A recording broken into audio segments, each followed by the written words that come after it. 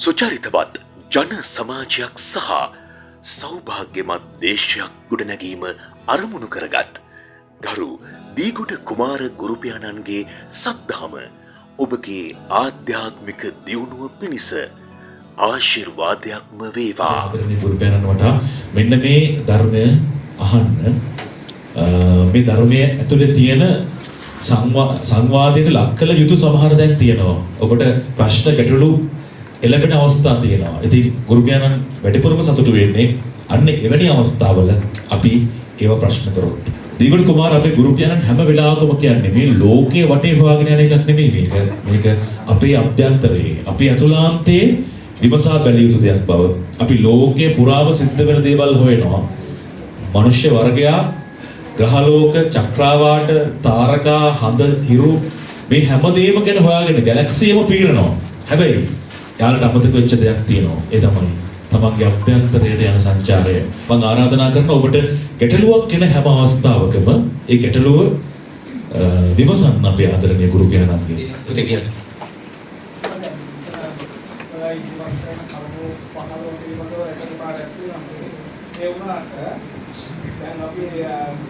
ඉන්දියාවේ ඉන්නේ දැන් ඊටවදී අපිට පුරාතන සිද්ධ සීල රකින්න.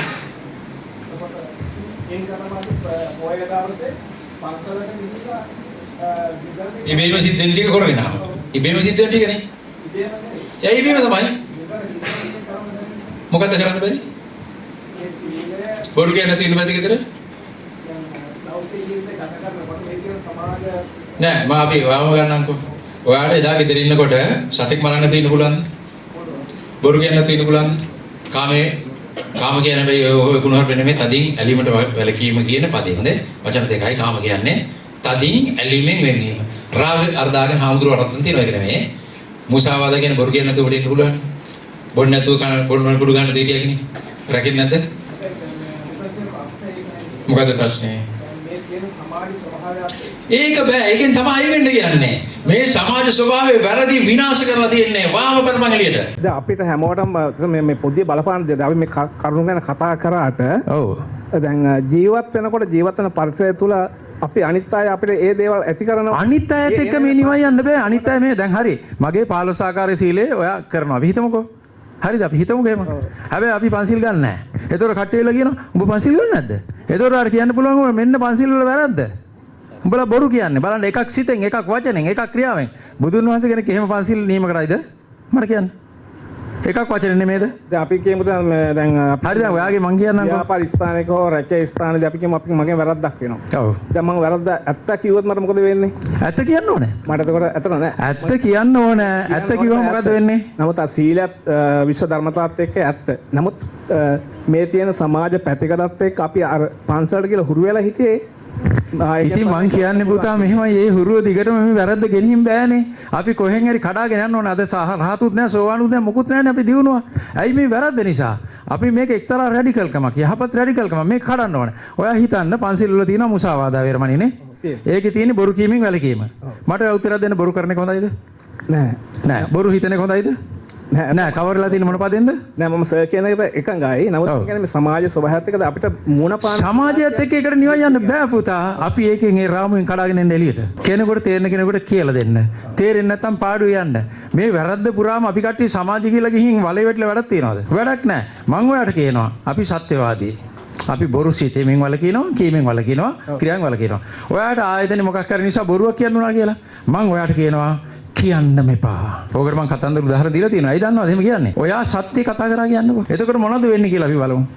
දැන් භෞතිකව මොන හරි කරදරයක් වෙයි අත්ති කියපු නිසා මොන හරි වෙයි කියන්නකෝ. හැබැයි මෙහෙම එකක් තියෙනවා ඉගෙන ගන්න. ඔයා සත්‍ය කියනකොට ඔයාගේ හදවත දන්නවා ඔයා කිව්ව ඇත්තක් කියලා. එතකොට ඔයාගේ හෘද මානසික ෆ්‍රීකවන්සි එක ඉහළ යනවා. කාටද සම්බන්ධ වෙන්නේ? විශ්වයට. එතකොට ඔයාට බෙනිෆිට් එක දෙන්නේ උඩින්නේ. බොරු කිව්වත් එයා, ඇත්ත කිව්වත් ඔයා. ඔයාට වෙන පැත්තකින් එනවා හිතන්නේ නැති පැත්තෙන් බෙනිෆිට් එක.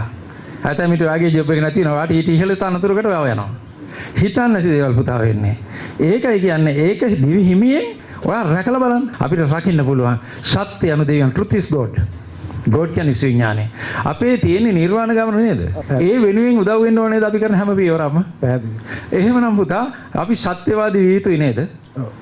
රැකියාව නිසා අපි බොරු කිව්වොත් හරියනවද? අපිට රැකියාවද ලොකු නිර්වාණ ගමනද ලොකු? එහෙනම් අපි දෙන බොරුවක්ද ඇත්තද කියන්න ඕනේ? සමාජ සම්මතයේ ඔෆිස් එකේ ආරය මේ ඔය එකක්වත් හදාගෙන ඉන්න එපා පුතා. ඍජු වෙන්න, විවෘත වෙන්න, බිය නැති වෙන්න. සබ්බේ බය විනස්සන්තු. අපි බොරුවක් කියන්නේ පුතා බය නිසායි. සබ්බේ බය විනස්සන්තු බය වෙන්න එපා. මග්ගේ සද්ධාම තුළ ඕන වෙලාවක තර්ක කරන මම පුතාට ස්තුතිවන්ත වෙනවා. මොකද අනිවාර්යෙන් මගේ දේවල් ටික කරන්න පුළුවන් දේවල් 15ක් තියෙන්නේ. ඔය පන්සිල් වල තියෙන මුසාවාදා වේරමණී ඒක වචනේ. තව එකක් ක්‍රියාවෙන්. බුදුන් වහන්සේ සිත කය වචන තුනම හික්මෙන්න දේවල් කියපුත්තමයා. සිත අතහැරලා බුදු කෙනෙක් කවදාවත් කතා කරයිද? අංග සම්පූර්ණයි. මේ 15ම සිත කය වචන තුනෙන්මයි. ඒක අපේ හැටි. එච්චරයි. අපි කාට පොරුන්දු වෙන්නේ නැහැ. ඔබ කාලෙසමක් කමිසක් අඳිනවා කියලා පොරුන්දුන්නේ නැහැ අඳගෙන ඉන්නේ. ඇයි? නැත්තම් අපහසුතාවයටපත් වෙනවා. ඒ දැක්කහම කෙනෙක් හු ගියයි. හැබැයි 15 ආකාර සීලේ කැඩුවොත් පුතා ඇත්ති නැති දෙපැත්තෙම ඔබට වැඩ වෙනවා. ඉන්න තැන නැති තැන දෙපැත්තෙම. ඔන්න ඔය රැඩිකල්කම විවෘතව සමාජයෙන් එළියට එම තියෙන්න ඕන. නැත්තම් හැමදාම එකම බෝට්ටුවේ. එකම දේ එකම විදියට එකම කාලයක් කිරීමෙන් එකම ප්‍රතිඵල ලැබෙයි කියනවනේ. ඒක නිසා තමයි මේ වෙනකොට මේ පොළොවේ සිත දිනු කරපය නැත්තේ. මං වෙලා තින්නේ දෙන්නයි. අපි යන්න ඕන හරි පාරේ. සම්මතේ මෙතෙක් ආපු එක කම්පැනි කට්ටියම කරපු එක මිනිස්සු මට මෙහෙමයි. එයාලා මෙහෙම කියයි අද එහෙමත් වෙනවනේ. ඕන එකක් කියාපු දෙන්න. අපි හරිනම් එච්චරයි. කට්ටියම අපි හිතමු අපි 10 දෙනෙක් ඉන්නවා ගෲප් එකක්. ඒ 10 දෙනාගෙන් අපි අරෙන්න අනිත් උන් 9 දෙනාම වැරදි දේවල් කියනවා වැරදි දේවල් කරන ඔක්කොම කරනවා. එතකොට මුන් 9 දෙනාත් එක්ක එකට යන්න ඕන නම් අපිත් යනවද රැල්ලි? එතකොට සමාජ මතයක් තියෙනවා පැවැත්මක් නැහැ කියලා. ගාන්ධිතුමා මට ඇතිට කියලා තිබුණා. ඔබ යමක් කරනකොට ඉස්සල්ලාම ඔබට බයිනවා. ඒක හරියගෙන තමයි ගහනවා. ඒකත් හරියගෙන නැත්නම් ඔබට වදිනවා කියලා. ඒක නිසා පුතා මේ මගේ පන්සිල් ටික Tamanටම කරන්න පුළුවන්. කෙනෙක් ඇහුවොත් පන්සිල් ගන්න නැද්ද කියලා මගේ තියෙන 15 ආකාර සීලය. ඒ 15 ආකාර සීලය මගේ ස්වභාවය බාට මම පත් කරගෙන ඉන්නේ. ඒක පොරොන්දු වෙන්න දෙයක් නැහැ. ස්ථිරයි. මම කාට පොරොන්දු වෙන්නද? විශ්වයේ ඉන්නේ ඉහළම කෙනාට මම පොරොන්දු වෙලා ඉන්නේ. කාටද? කවුද විශ්වයේ ලොකුම කෙනා? බුදුන් වහන්සේ නෙමෙයිද කියලා හයි. කියන්න නැහැ කියලායි. බුදුන් වහන්සේම කියනවා මටයි උඹට දෙන්නටම වඩා ශ්‍රේෂ්ඨ යමක් විශ්වයේ පවතී. ඒ විඥානය. සියල්ලන්ට වඩා ශ්‍රේෂ්ඨයි. නැති වෙන්නේ නැහැ කවදාවත්. අනිත් සියල්ල නැති වෙනවා. නමුත් බුදුරජාණන් වහන්සේ නමක් ස්ථිරයි කියලා තියෙන එක දෙයක් විතරයි. ඒ තමයි විඥානයේ හේවත් නිර්වාණය. අනිත් හැමදේම తాවකාලිකයි කියපුන් වහන්සේ. එහෙනම් අපි පොරොන්දු වෙන්නේ කාටද? මෙතන ක්‍රියාත්මක කරන විශ්ව විඥාණයටයි. අපි මේ සිල් ඔක්කොම තියෙන්න ඕන කොහෙද? මෙතනනේ. අහසේ නෙමෙයි, පිළිමිගාව නෙමෙයි, කටින් පච පච කෑවට වඩා නැහැ. සිතින් එකක් තහනම් වෙනවා, කයින් එකක් තහනම් වෙනවා. මොන කුණු හරපයක්ද මේ? බුදුන් වහන්සේගෙන් උඩ ඊට අපහාසයක් තියනවද නැහැ. මම ඒක එකක්වත් අවලංගු කරලා නැහැ. පහේ. අඩුපාඩු ටික වැඩි කරලා තියෙන්නේ. නිවැරදි කරලා තියෙනවා. විශේෂයෙන් හාමුදුරු හුඟක් අය ඔය වැරදිට දේශනා කරලා තියෙනවා, වැරදිට දැකලා තියෙනවා. කෙටින් කියන්නම්කො පැවිදි. ඇයි? කාමසුමිච්ඡාචාර වේරමණී සික්ඛාපදං සමාදියාමි. ළමයි ලියා ගන්න තේරුම. කාන්තාම් පුරුෂයන් ඒ සම්බන්ධයෙන් වලකිමි. මොන කුණු හරපයක්ද අර? ඔයාලා කියන්නේ වඳුරු කුණු හරප. කාම කියන්නේ සංස්කෘත භාෂාවෙන් බිනිලාපු වචන දෙකක්. තදින් ඇලීමටපත් වෙන. ඒක දැම්ම නම් හොඳ නැද්ද ඔතෙන්ට? හොඳයිනේ. කෑමෙන් බීමෙන් නේද? වස්තුව දැකීමෙන් තනතුරෙන් කුමක් කෝදෙයින් අපි තදින් ඇලෙනවා නම් එතන දහම නැහැනේ. අපි ඇලෙන්නේ නැහැ. අපි ගීත අහනවා ඕන එතෙන්ටත් එන්නම්කෝ. ගීත අහනවා, නැටුම් බලනවා, ඔක්කොම කරනවා අපේ 15 ආකාර සීලෙ. ඇයි? අපි ඇලෙන්නේ නැහැ. අපි බලනවා, ගිටාර් ගහනවා, වයලින් ගහනවා, අපි බලනවානේ. අපිට තෘෂ්ණාවක් එනවද? අරුගේ වයලින් එක අරන් පැන්නනම් මරු. එහෙම හිතනවද? කෑල්ල මේ ලස්සන සින්දු කියන උස්සන් දිවනම් මරු හිතනවද? නෑ. හිතෙන්නේ නැහැ. අපි හැම මොහොතේ නෙවෙයි. අපි ඇලෙන්නේ නැහැ. ඇලෙනවද? නැහැ ඇලෙන්නේ නැහැ. එතනයි දහම තියෙන්නේ. බුදුන් වහන්සේ කිව්වේ මේ තියෙනවා දැක්ක විතරයි. නේද? අහුව විතරයි. ඇලෙන්න එපා කියලා කිව්වා මිසක්. එහෙනම් තහනම් කරන්නේ කවුද දැන් මෙතන? කවුද ඔබට තහනම් කරගන්න කියලා කිව්වේ මට ඒක උත්තර දෙන්න. බුදුන් වහන්සේ කියනවා මේකකවත් ඇලෙන්න එපා කියලා. අපි කියනවා ඔව් ඇලෙන්නේ නැහැ ස්වාමීනි. සාදු සාදු. එතකොට උදේට ගිහලා ඔබ කියන්නේ මොනවද? ආයේ මොකක්ද අර කියන්නේ? අහවල් එක කරන්න හැලු, මේක කරන්න හැලු, මාලා දාන්න හැලු, මුදු මාලා දාන්න, මං සෙන් ගහන්න, පවුඩර් දාන්න, මං කාසි අල්ලන්න. දැන් ආයේ මොකද්ද මේ කරන්නේ? අද ස්වාමීන් වහන්සේලාට ගනුදෙනු කරන්න වෙනවනේ. බස් එක නැගොත් ගනුදෙනු කරන්න ඇත්ත කතා කරමුකෝ. ඒකේ ඇලුන් නැත්තම් ප්‍රශ්නයක් නැහැ නේද? ප්‍රශ්නයක් නැහැ. වාහනයක් සමහරට පාවිච්චි කරන්න වෙන්නේ. අසනීපයක්ුණු බේත් එහෙම ගන්න. ඒක ඇලෙන්නේ නැත්තම් අවුලක් නැහැ නේද? මේ සමාජයේ දේවල් කියන්නේ ඇලෙන්නේ නැතුව දකින්න විතරයි. මං කිව්වේ කානිවල් එකේ බල්ලට තමයි මා උපමා කරේ කාලේ මෑණියා. උඹ මේ විදිහට ජීවත් වෙනවා. කානිවල් එකේ ඉන්න බල්ලා දන්නවා ඌට හරින් එකක්වත් අයිති නැහැ. නමුත් ඌ ඒක මැද්දේ ඉන්නා නේ වලි කරනවා නම් ගිහිල්ලා උදේ නිදා ගන්නවා වැලි කරකට එట్లా නේ. ඌ දුකෙන් අඬනවද? පට්ට කෑල්ලා ගියා කානිවල් එකේ. ඇඬුවේ නෑනේ. රෝස් කරා මාර බාබකියු එකක් දැම්මේ. උදේ අඬන උගහක් ඇට්ටුවා එහෙමද? නෑ ඌ දන්නවා ඒව උට නෙවෙයි කියලා. මම ඔයාලට කියනවා කානිවල් එකක් ඇතුළේ ඉන්න බල්ලෙක් වගේ ඉන්නේ. කානිවල් එක කියන්නේ ලස්සන දේවල් පිරලා තියෙන තැන. නැච්ච ගීත වාදිත ඔක්කොම තියෙනවා. කවදා හරි දැක්කද ඒ ස්ටේජ් එකේ කානිවල් එකේ ඒ සංගීත සපනකොට බල්ලා නටනවා ඉස්සරහ. ඌට ගානක්වත් තිබ්බද? නෑ. අපිත් ඒවා දකිනවා. අපි ඇලෙන්නේ නෑ. අපි නියම දහම තුල අපි ඉන්නේ. අපි ඒකන්ද ඇලෙන්නේ නැතුව ඉන්න ගාථා කියන්නේ නැහැ. ඇලෙන්නේ නැතුව ඉන්න දේවල් කරන්න උවමනාවක් නැහැ මොකටද? අපි ඇලෙන්නේ නැහැ කියන්නේ අපි තුල ඒක අපි හදා ගන්නවා. අපි ඒක විදර්ශනාවෙන් දකිනවා මේකේ ඇලෙන්න දෙයක් නැහැ මගේ නෙවෙයි. මට අයිතියක් නැත. ඇලිලා වැඩ නැහැ. ඉතින් එහෙම දීද්දි මොකද්ද මේ පොයි දවසේ ගිහිල්ලා කරන දේ මට තේරෙන්නේ නැති එක මං කියන්නේ.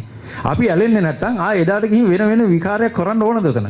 මං අගෞරව කරනව නෙමෙයි සත්‍ය එලිට ගන්න එක කරන්නේ. කෙනෙක් යහපතේ කවදා හෝ හැදෙනවා මාගේ කරනවා. අනිවාර්යයෙන් කරනවා. හැබැයි ඒක පොහේ කියලා මාසේ දවස් 30ක් තිබ්බොත් එක දවසකට සීමා වෙලා හරියනවද? දවස් 29ක්ම අපි සිල් පවර්ලා ඇවිල්ලා මොකද්ද සිල් පවර්නවා කියන්නේ? මේ වෙලාවේ ඉඳන් ස්වාමීනි මං අර හිටියා වගේ දුස්සීල බවට පත් කරපන්. ඒකනේ නේ? ඉතින් ඒක හොඳයිද? මං ආයෙ ලබන මාසේ ආපුවම ආයෙ මාව සිල් තෙබ්බාට ස්වාමීනි පත් කරන්න. මොකද සමාජය අර පුතා කියවා වගේ සමාජ ගියාම හාමුදුරනේ මේ සිල් මේව රකින්න බෑ. හොඳේ? ගියාම බලු වැඩේ මේව කරන්න දෙකක් දාන්න වෙනවා. බොරුවක් දෙයක් කියන්න වෙනවා. ඒක ප්‍රායෝගිකයි. හරියනවද කියන්නකෝ? හරියන්නේ නැහැ. 15 ආකාර සීල පොත අරන් බලන්න 100,000ක් ප්‍රායෝගිකයි. මට පුළුවන් නම් කියන්න ඔය 15න් කරන්න බැරි එක. සිත කාය වචන තුනම ඉන්ක්ලූඩ්. ඒ විතරක් නෙමේ සිත ප්‍රධානව තියෙනවා. බුදුන් වහන්සේගේ දේශනේ සිත ප්‍රධානයි කියලා කියපු තැන් දෙකක් තියෙනවා. කොහෙද තැන් දෙක? පළවෙනි එක කවුරුද දන්න? ධම්මපදයේ තියෙනවා මනෝපුබ්බංගම ධම්ම මනෝ සෙට්ටා මනෝමය. එහෙනම් සිත ප්‍රධානයි. ඊළඟට බ්‍රහ්මනිමන්තික සූත්‍රයේ මජ්ක්‍ධිම නිකායේ. එතකොට සිත ප්‍රධානයි කියපු උතුමන් වහන්සේ සිත අයින් කරලා සිල්පද දායිද? දායිද? පුතාම කියන්නේ දායිද? දාන්නේ නැහැ. එහෙනම් මෙතන මිස්ප්ලේස් වීම වෙලා තියෙනවා. ආන්ගේ අඩු ටික තමයි මම දන්නේ. මේ කොන්දේසි මේක නෑ මේක නෑ මේක නෑ මේ ටික ඕනේ කියලා. හේතුව මහබද්‍රකාලි මෑණියම කියන්නේ මම ඔක ඔයා වගේම තර්ක කරා. උඹට 2600 බුදුන් වහන්සේ පිරිනමන පාලා මට දවස් දෙකමාරයි. බොටම මතක මටද මතක. උඹලා කැලේ අඩු එලියාගත්ත එකද මන්ද පාලි උඹලත් පාලි. මෙන්න අඩුවෙච්ච කොටස් ටික. මේක දිවිහිමින් උඹලගේ ක්‍රමයේ පහටපත් කරගන්නලා. එතකොටයි නිරන්තරයෙන් ඔබේ ෆ්‍රීකවන්සි ගිහිලා තියෙන්නේ. 15 ආකාර සීලය තමන්ගේ කරගත්ත කෙනා තුළ කම්පන සංඛ්‍යාව තීරණයට යනවා. ෆ්‍රීකවන්සි එක වැඩි වෙනවා. මොකකට හරි තදින් ඇලීමක් හරි මොකක් හරි එක්ක කොහේ හරි ගිහිල්ලා මත්ද්‍රව්‍යයක් බියලා හරි මොනවා හරි වෙන අලකලංචියක් කරපුවාමනේ එහෙම නැත්නම් තව බොරුවක් කියලා මොකක් හරි එකක් ඉන්නනේ ආයි බොරුවක් කියන්නේ. ඔව්. ඒක දිගින් දිගට යනවා. ඒ ඔක්කොම එකට පැකේජ් එකක් විදියට යනවා. ආයි මොකුත් ප්‍රශ්නයක් 15 තමන් තුළ තියාගත්තොත් ඔබ අතින් කිසිම දෙයක් ඔබේ කම්පන සංගතය පහළ කරන එකක් වෙන්නේ නැහැ. යාළුවා තරහ වෙයි. උගෙන් අපිට වැඩක් නැහැ. ඌ තරහ වෙන්නේ අසාධාරණ හේතුවකටනේ. ඒකෙන්ද අපිට ප්‍රශ්නයක් නැහැ. මොකද බුදුන් වහන්සේම කියනවා තමන්ටදී 15 ෆ්‍රීකවන්සි එකක් මම කියන්නේ ඒ වචනේ දානවා එතනට ඔයාලට තේරෙන්න. 15 ෆ්‍රීකවන්සි එකක් තියෙන කෙනෙක් ආශ්‍රය ගන්න එපා කියලා. ඒතකොට කවුරු හරි ඇවිල්ලා අපිට වැරද්දට ආරාධනා කරනවා නම් ඌ ෆ්‍රීකවන්සි 15 අපිට ඌ ගැලපෙන්නේ නැති එකේ. අපිට සමහෝ අපිටදී උසස් කෙනෙක් නේ ආශ්‍රය කරන්න කියලා උන්වහන්සේ කියන්නේ. එහෙනම් කෙනෙක් කියලා කිව්වොත් මේ බොයලා ඇත්ත කියන්නේ නැන්නේ පාපා. උඹට ජොබ් එකක් තියෙනවා මේ වෙනවා කියවම කියන්නේ පැත්තකට. තෝ ඊට පස්සේ මගේ යාළුවෙක් නෙමෙයි. මොකද මම පාල කම්පන සායත තියෙන බూరు පළ. කියලා ඔබට පුළුවන් වෙන්න ඕන ඔබේ ෆ්‍රීකවන්සි එකේ විදිහටම තියන් ඉන්න. ඒ බෙනිෆිට් එක ගිහින් හම්බෙනවමයි. කවදා හරි අපි මැරෙන මොහොතේ අපි ළඟ තියෙන්නේ නොකැලල් පිරිසිදු හයි ෆ්‍රීකවන්සි මට්ටම. ඔබේ උත්පත්තිය නැවත නිර්වාණයට උත්පත්තියට යන්නේ ඒ අනුවයි. ඒක ඩැමේජ් කරගන්න එපා ජොබ් එකක් වෙනුවෙන් හරි. අපි ගමන තියෙන්නේ එතනයි. තව මම වැරදි ටිකක් කියන්න. හරි? මේ වැරදි සුද්ධ කරගන්න. අපි හැදිලා තියෙන්නේ මොනවෙන්ද? සිත ගත කියලා දෙකකින් නේ.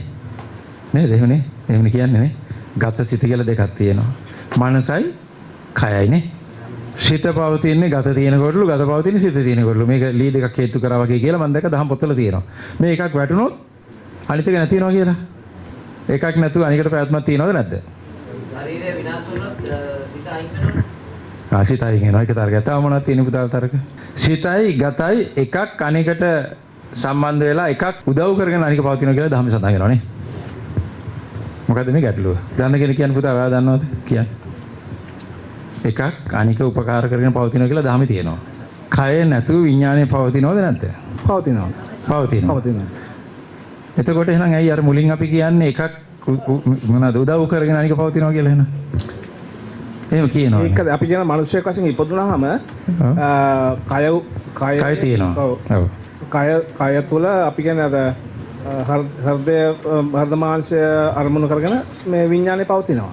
ඔව්. එතකොට දැන් මලහම මලහම ඉවත් කය නැහනේ. නෑ. කය නෑ. එතකොට විඥානය ඔව්. ඒතකොට කය නැහැ එතන. ඔව්. ඒතර පැවැත්ම තියෙනවනේ. ඔව්, තියෙනවා. ඊට ඔයා කිව්වේ එහෙම නැහැ කියලා නේ මුලින්. නෑ ඒක තමයි මං අහන්නේ පුතක් විඥාන කියන්නේ අපි සිතනේ. මනසටනේ. ඔව්. සාමාන්‍ය තේරෙන භාෂාවෙන් කිව්වොත්. ඒතර කය නැතු ඒකේ පැවැත්මක් තියෙනවද? තියෙනවා. තියෙනවා. තියෙනවා.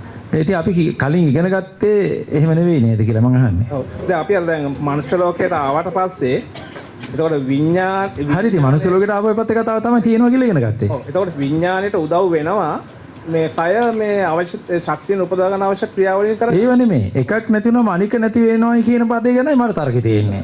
මනුස්ස ලෝකේ හරි දිව්‍ය ලෝකේ හරි ස්තිරිසන් ලෝකේ හරි කොහේ හරි ඔක්කොටම ධර්මතාවය පොදුයි. හරිද? එතකොට එකක් නැතුව අනික පවතිනවද නැද්ද එච්චරයි. පවතිනවා. මේ දෙක එකක් ආධාර කරගෙන අනික පවතින කියලා දහමේ තියෙනවා. ඔව් තියෙනවා. බුදුන් වහන්සේගේ දහම නම් වරදින්න බෑ. මගේ මතය එච්චරයි. අනිත් අයගේ දහම මම දන්නේ නැහැ. උතුම් බුදුරජාණන් වහන්සේගේ දහම නම් වරදින්න 100%ක්ම බෑ. එහෙනම් උන්වහන්සේ එහෙම වැරදිලි කවදාවත් කියනවද? නෑ. නෑ මේක ප්‍රශ්නේ අපි දැන් අපි අහලා තියෙන්නේ දැන් අර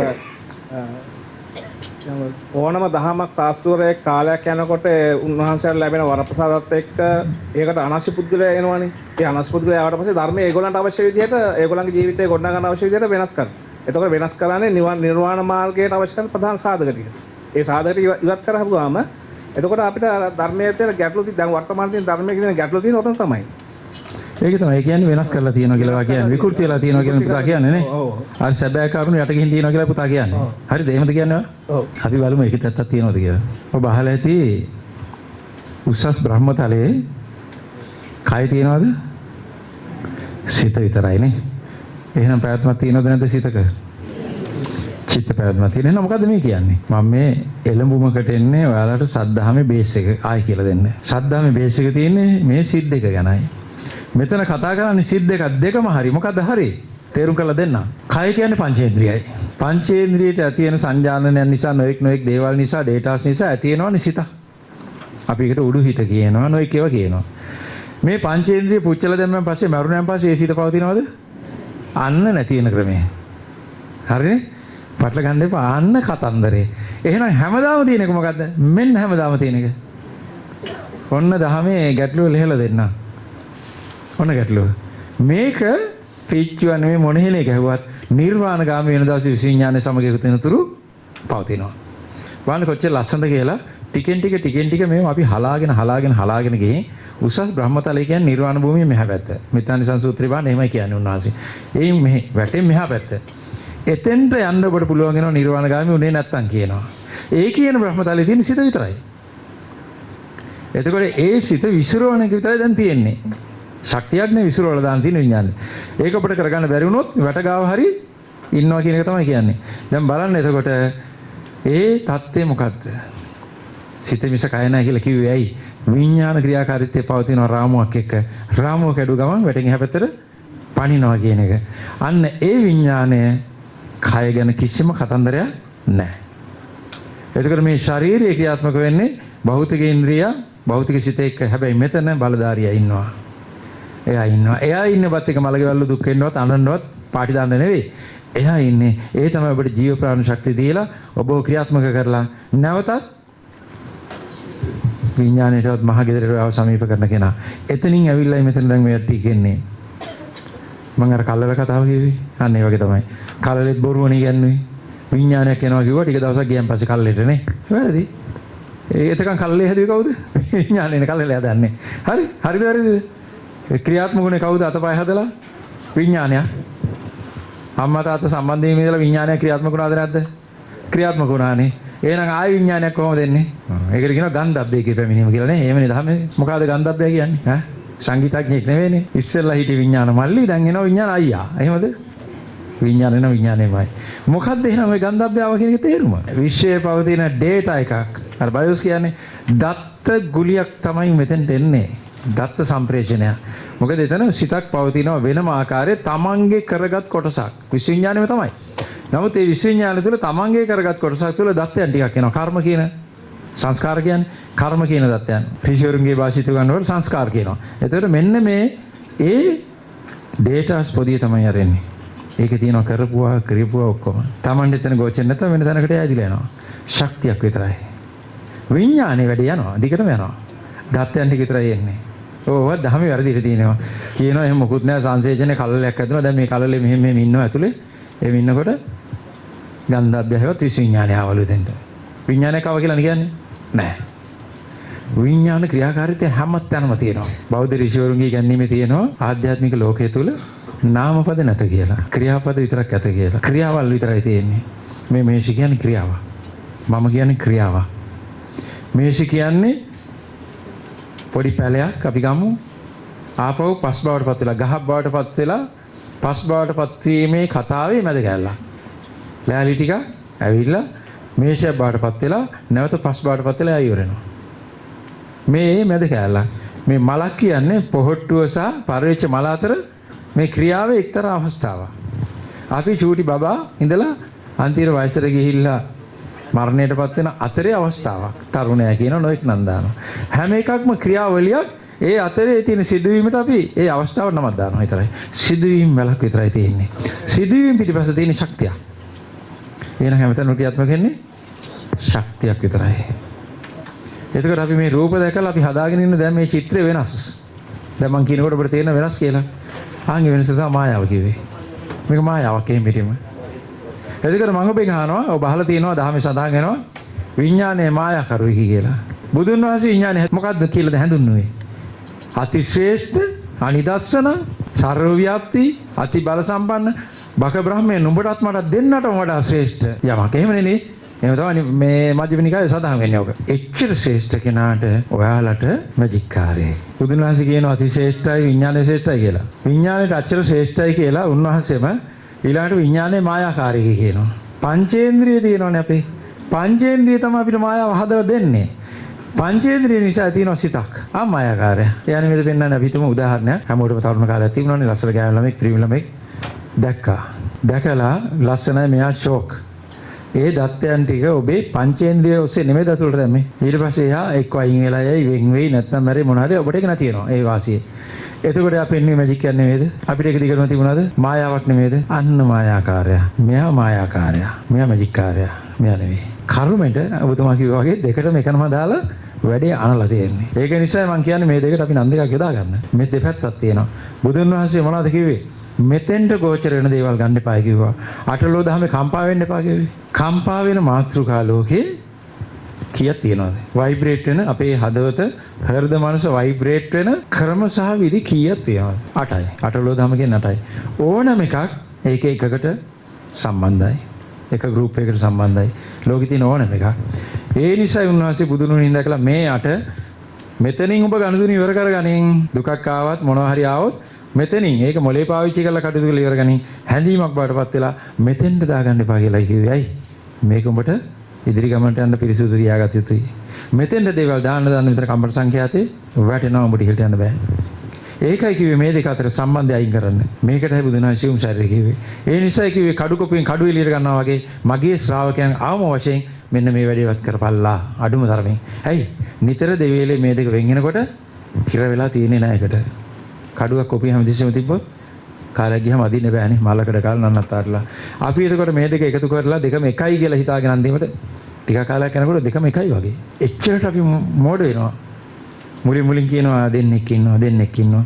දිගට කියාගෙන දෙන්න සමීපයි දෙන්නම එකයි. ඊගාවට කියන්නේ. හරි? ආන් ඒ තත්ත්වෙටම මුලාවටපත් වෙන නිසා බුදුන් වහන්සේ කිව්වේ වරින් වර ගණින් එළියට අයින් කරපන්.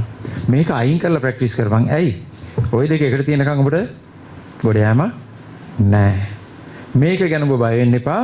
ඒක පංචේන්ද්‍රිය තියෙනකන් තියෙන සිත. පංචේන්ද්‍රිය ඔබ මරුණාම පුච්චනවා. ඥානවති ඔබ අවුල් වෙන්න එපා. ඒක ඉවරයි එතනින්. මේක තමයි පවතින එක. ඒකත් එක්ක ගනුදෙනු තියාගනි. ඒකත් එක්ක තියාගන්නකොට තමයි ඒකේ පාරිශුද්ධ භාවය අවශ්‍ය වෙන්නේ. ඒකේ පිරිසුදුකම අවශ්‍ය වෙන්නේ 15 ආකාර සීල තියෙන එකටයි. වැරදි දේවල් වලින් අයින් වෙන්නත් ඕනේ. වැරදි මත ඔක්කොම අයින් වෙන්න ඕනේ. සුද්ධ කරගන්න ඕනේ. විදර්ශනාව කියන්නේ ඒකයි. විදර්ශනාව කියන්නේ Taman තුල බලන එක. ඒකත් මම ඔබට කියන්නම්.